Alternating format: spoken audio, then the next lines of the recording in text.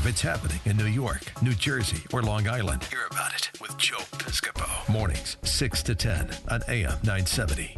The Answer. I'm on my way, I'm making it. 926 with Joe Piscopo on the radio. What a morning. Mamma mia, you can't make it up. Five Boroughs is here. Albert is here. Celia's here. Matt is here. George and Matt doing a great job on the video this morning on am970theanswer.com. Dr. Herb London is a man I have immense respect for, a great guy. I had the pleasure of Dr. London's company this Saturday night. Yeah. That was great, watching the great Tony Lobianco as Fiorello LaGuardia. How great is that, huh? It was fantastic. Tony was extraordinary. And what you feel when you watch this play is that so many of the ideas and thoughts and principles of LaGuardia obviously have application to the contemporary scene. I was tremendously impressed. I've seen the play 7 times, and I've been impressed every time. And something tells me that Tony believes. That's Tony's political beliefs. That's what I'm just. Oh, no question. You know when he's talking about that, about it being independent, not trusting politicians, and LaGuardia, one of a kind, huh? One of a kind. Well, at the very end of this production, Tony also does his own individual production of Just a Common Soldier. Yeah. And if that doesn't bring tears to your eyes about those people who were sacrificed for the United States so that we can live in freedom, it's a remarkable, absolutely remarkable statement. Yeah, I think worth saying. Every American should see it. It was great. We saw it on the big screen on stage, right. Which is really, really riveting. Herb, Rex Tillerson, out, fired. Well, I'm not at all surprised. I mean, this was obviously in the cards for some time. I know Mike Piscopo. I think he's terrific. I think this is the right choice. The president feels very comfortable with him. The people at the CIA all loved him. I mean, this is a very different kind of guy. Moreover, he understands full well that you've got to fill so many of these ambassadorships. Look, even South Korea doesn't have an American ambassador. I mean, it's ridiculous. Right. Absolutely ridiculous. And there have been so many things that have kind of fallen into the interstices, largely because Tillerson is a different kind of guy. He operates at the 36,000-foot level, and he has people doing things for him. A little different when you get to Washington. Expectations are different. President is different. When Tillerson made that comment about the president's comments at after Charlottesville, I think that was the beginning of the end. I know that the president was very upset about that, and there is no doubt that this was long, long in coming. So the president kind of worked Tillerson out. Right.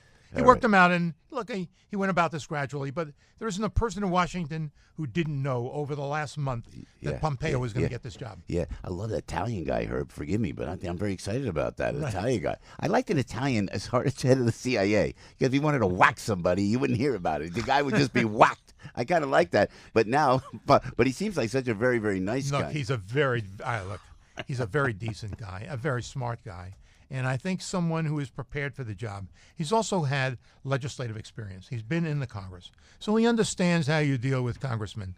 I think the sensibility is very different here with a fellow like Pompeo than Tillerson. And I think it's, in my judgment, a dramatic improvement.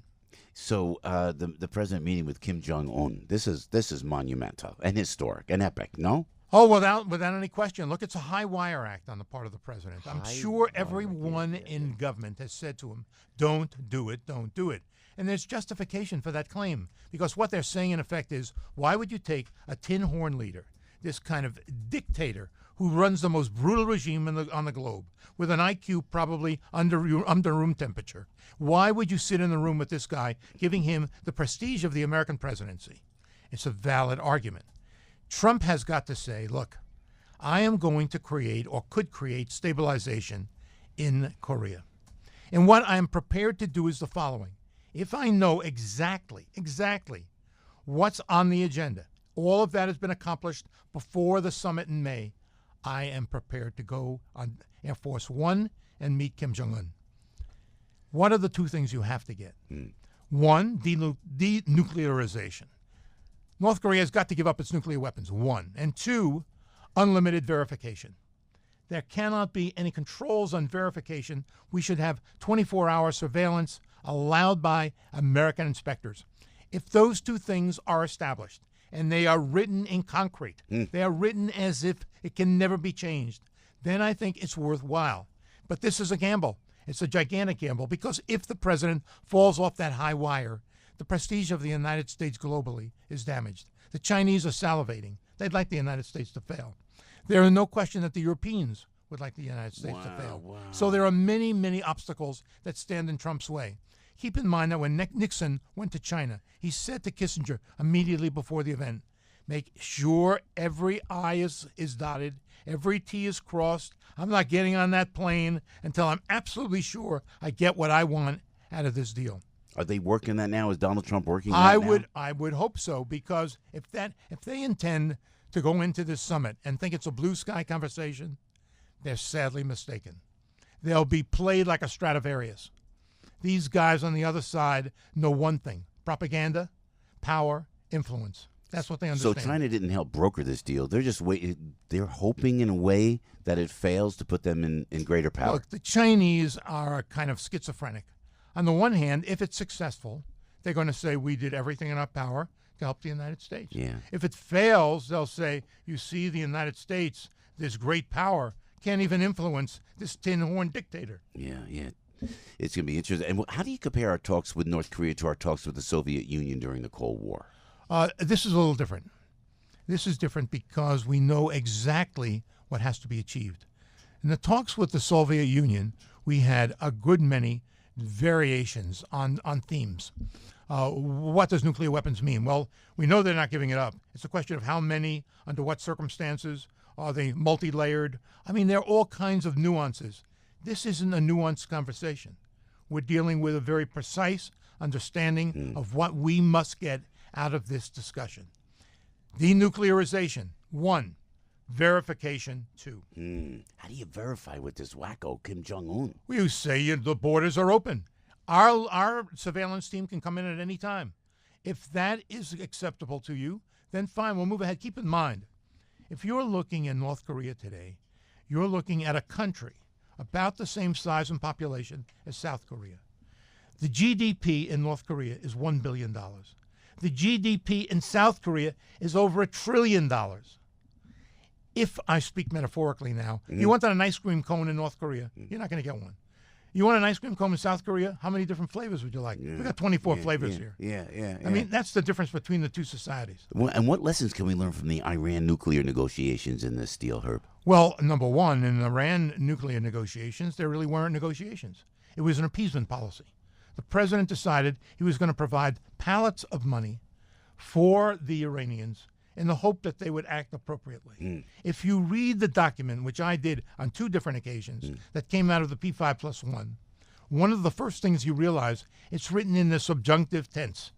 In other words, they're saying these are things that could happen. These are things that might happen. They're not necessarily things that must happen. Yeah. So from the Iranian standpoint, they're saying, look, there's a tremendous amount of ambiguity here. We are continuing to develop our ICBMs. Yeah. Why do they need ICBMs? They say for defensive purposes. Give me a break. Yeah. An ICBM can fly 3,700 kilometers to the United States. I mean, you need that for defensive purposes. Yeah, it's true.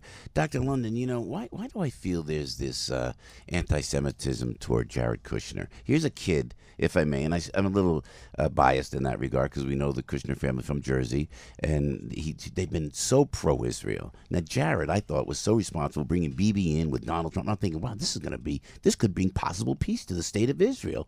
Then there's a concerted effort, in my mind, you know best, that they're trying to take Jared out, security clearance. And I'm feeling this anti-Semitism toward this kid. There's a deep state in Washington, D.C., and there's a good deal of cynicism about what happens in the Trump administration. Anyone close to Trump becomes the enemy of the Democratic Party. When you look at the 2018 upcoming congressional elections, what do the Democrats have to offer? I put a proposal out there to you. Give me a policy perspective that the Democratic Party is presently espousing. I don't care, on any topic. Taxes, foreign policy. That's a great point. Yeah. Tell me one thing. The only thing that they can say, we hate this guy Trump. So anyone associated with Trump immediately becomes an enemy. It's also very interesting that political language has changed dramatically in the United States. We used to talk about adversaries. We used to talk about foes.